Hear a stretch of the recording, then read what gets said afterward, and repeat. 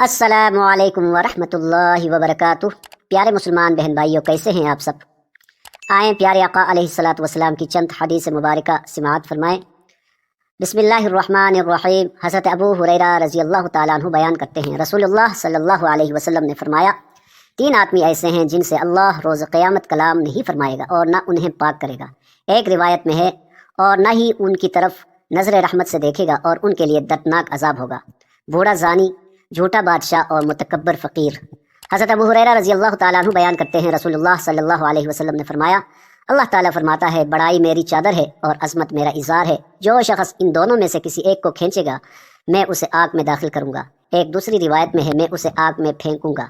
عمرو بن شعیب اپنے والد سے اور وہ اپنے دادا سے روایت کرتے ہیں، انہوں نے رسول اللہ صلی اللہ علیہ وسلم سے روایت کیا، آپ صلی اللہ علیہ وسلم نے فرمایا، تکبر کرنے والوں کو روز قیامت آدمیوں کی صورت میں چیونٹیوں کی مثل جمع کیا جائے گا، ہر جگہ سے ذلت انہیں ڈھانپ لے گی، انہیں جہنم میں بولس نامی جیل کی طرف ہانکا جائے گا، آگوں کی آگ، سب سے بڑی آگ انہیں گھیر لے گی اور انہیں جہنمیوں کی طینۃ الخبال نامی پیپ پلائی جائے گی۔ حضرت عبداللہ ابن مسعود رضی اللہ تعالیٰ عنہ بیان کرتے ہیں، رسول اللہ صلی اللہ علیہ وسلم نے فرمایا، جس شخص کے دل میں رائی کے دانے کے برابر ایمان ہوگا وہ جہنم میں نہیں جائے گا، اور جس شخص کے دل میں رائی کے دانے کے برابر تکبر ہوگا وہ جنت میں نہیں جائے گا۔